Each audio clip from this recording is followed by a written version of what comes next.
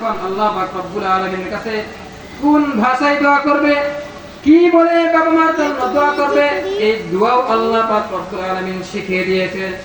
আল্লাহ বলতেছেন, যখন তোমরা দোয়া করবে তখন বলবে রব্বির হামহুমা কামা রাব্বায়ানি সগীরা।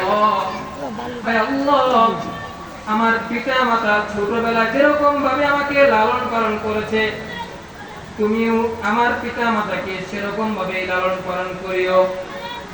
এই দোয়া করবেন আল্লাহ পাক রব্বুল আলামিনের কাছে। তো পিতা মাতার প্রতি আল্লাহ পাক রব্বুল আলামিন সদাচরণ করার কথা বলতেছেন, পিতা মাতার খেদমত করার কথা বলতেছেন, পিতা মাতার হক আদায় করার জন্য বলতেছেন। মাখলুকের মধ্যে মাখলুকের যে হক আছে, বান্দার যে হক আছে, এই হকের মধ্যে সবচেয়ে বড় হক কি বলেন তো? পিতা মাতার হক। সবচেয়ে বড় হক কি বলেন তো? পিতা মাতার হক, পিতা মাতার খেদমত করা। আমাদের যাদের পিতা মাতা দুনিয়াতে বেঁচে আছে, আমরা ভাগ্যবান। পিতা মাতার খেদমত করবেন, সরাসরি জান্নাত। আর জান্নাতে তাহতা আকদামিল উম্মাহাত, জান্নাত পিতা মাতার পদতলে। পিতা মাতার খেদমত করবেন, পিতা মাতাকে সন্তুষ্ট করবেন, আল্লাহ পাক রব্বুল আলামিন সন্তুষ্ট করবেন। আল্লাহ নবী সাল্লাল্লাহু আলাইহি ওয়াসাল্লাম বলেছেন, ইদা রাব্বি ফি রিদাল ওয়ালিদাইন ওয়া তাকাতুর রাব্বি ফি তাকাতিল ওয়ালিদাইন। পিতামাতার সন্তুষ্টি আল্লাহ তাআলার সন্তুষ্টির উপর, পিতামাতার নারাজি আল্লাহ তাআলার নারাজির উপর নির্ভরশীল। যদি আমি আপনি পিতামাতার খেদমত করতে পারি, পিতামাতাকে সন্তুষ্ট করতে পারি, পিতামাতার খেদমত করতে পারি, তাহলে স্বয়ং আল্লাহ পাক রব্বুল আলামিন খুশি হয়ে যাবে। পিতা মাতার খেদমত করে যদি সন্তুষ্ট করতে পারি, তাহলে স্বয়ং আল্লাহ পাক রব্বুল আলামিন খুশি হয়ে যাবেন। আল্লাহ পাক রব্বুল আলামিন যদি খুশি হয়ে যান, তাহলে তার পুরস্কার হিসেবে কি হয় বলেন তো? জান্নাত। কি বলেন তো? জান্নাত। আল্লাহু আকবার। এজন্য পিতামাতার খেদমত করতে হবে, পিতামাতার সেবা যত্ন করতে হবে। পিতামাতা যে কত কষ্ট করেছে, কিন্তু সেই পিতামাতাকে আমরা ভুলে যাই। পিতামাতাকে ভুলে যায় যখন টাকা পয়সার মালিক হয়ে যায়, দুনিয়াদার যখন হয়ে যায়, তখন পিতামাতার কথা মনে থাকে না, পিতামাতাকে ভুলে যায়। কত কষ্ট করে যে পিতামাতা লালন পালন করেছে, এই পিতামাতার উসিলায় আল্লাহ তাআলা দুনিয়াতে আমাদেরকে নিয়ে আসছে, এই দুনিয়া দেখতে পেয়েছে। আল্লাহু আকবার। পিতামাতা কত বড় একটা নিয়ামত। এক সাহাবী নবীজি সাল্লাল্লাহু আলাইহি ওয়াসাল্লামের কাছে গিয়ে প্রশ্ন করতেছেন, ইয়া রাসূলুল্লাহ, কার প্রতি সদাচরণ করি? আল্লাহ নবী সাল্লাল্লাহু আলাইহি ওয়াসাল্লাম বলতেছেন, মা। তিনবার বললেন মার কথা, তিনবার বললেন মার কথা, তারপরে বাবার কথা। মুফাসসিরিনে কেরাম এই হাদিসের ব্যাখ্যা করেন তিনবার মার কথা কেন বলেছেন। মা সন্তানের জন্য উল্লেখযোগ্য তিনটা কষ্ট সহ্য করে। বলেন তো কষ্ট কয়টা কষ্ট? তিনটা কষ্ট সহ্য করে মা সন্তানের জন্য। এজন্য এখানে তিনবার আল্লাহ নবী সাল্লাল্লাহু আলাইহি ওয়াসাল্লাম মার কথা বলেছেন। তিনটা কষ্ট কি? এক নম্বর কষ্ট হলো সন্তান যখন গর্ভে চলে আসে। সন্তান যখন গর্ভে চলে আসে, তখন একমাত্র মা জননী জানে যে কতটা কষ্ট। সন্তান যখন গর্ভে চলে আসে, সন্তান গর্ভে আসার 2-3 মাস পর থেকে মার খাবার দাবার বন্ধ হয়ে যায়।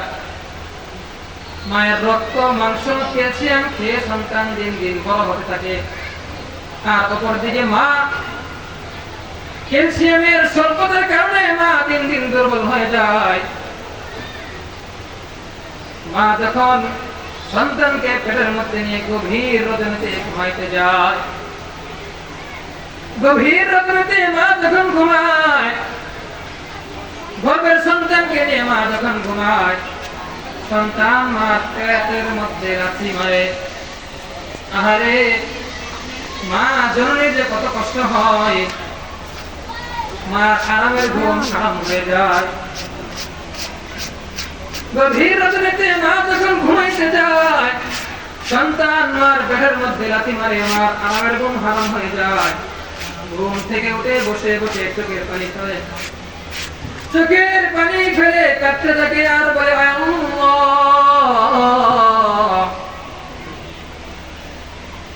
আমার এই সন্তানকে তুমি দুনিয়াতে সহি সালামতে আসার তৌফিক দান করো। এরকম ভাবে আবার মা যখন খাবার খেতে যায় তখন মার পেটের মধ্যে সন্তান লাথি মারে, মার খাবার দাবার বন্ধ হয়ে যায়, খাবার ছেড়ে মা বিছানার মধ্যে গিয়ে আশ্রয় নেয়। খাইতে কষ্ট, চলতে কষ্ট, ফিরতে কষ্ট, সর্বদা কষ্টের উপর কষ্ট। এই কষ্ট সহ্য করে মা সন্তানকে গর্ভধারণ করে। গর্ভধারণ করার পর আবার সন্তান যখন ভূমিষ্ঠ হওয়ার নিকটে চলে আসে তখনও মা বের নিকটে কত কষ্ট একমাত্র মাই বুঝে।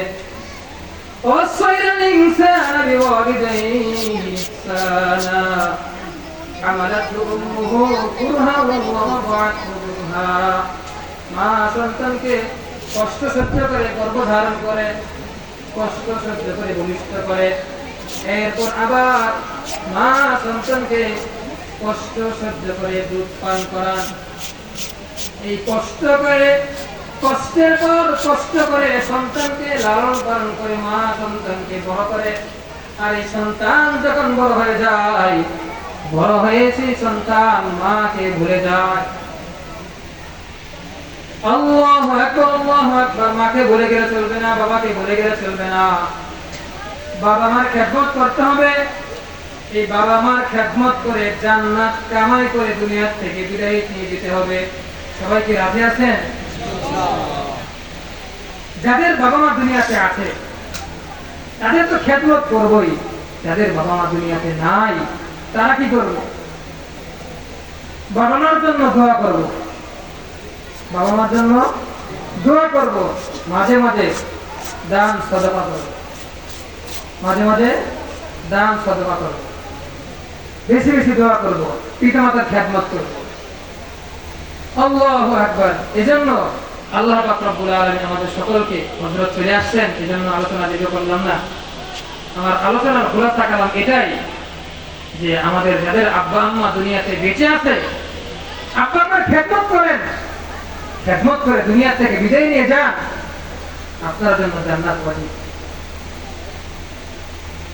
বাবা মার খেদমত করেন, বাবা মাকে কষ্ট দিয়েন না, কষ্ট দিয়েন না, খেদমত করে, বাবা মার খেদমত করে। আল্লাহু আকবার। আল্লাহ পাক রব্বুল আলামিন আমাদের সকলকে, আমাদের যাদের দুনিয়াতে পিতা মাতা বেঁচে আছে সকলের খেদমত করে জান্নাতে যাওয়ার তৌফিক দান করুন। সবাই বলি আমিন। কে বাবা মার খেদমত করবে? হাত উঠান। আল্লাহ তোমার বান্দারা হাত উঠাইছে, বাবা মার খেদমত করবে। আল্লাহ তুমি আমাদের সকলকে বাবা মার খেদমত করে দুনিয়া থেকেই জান্নাত কামাই করে যাওয়ার তৌফিক দান করে। সবাই বলি আমিন। ওয়া আখিরু দাওয়ানা আলহামদুলিল্লাহি রাব্বিল আলামিন। আসসালামু আলাইকুম ওয়া রাহমাতুল্লাহি ওয়া বারাকাতুহু।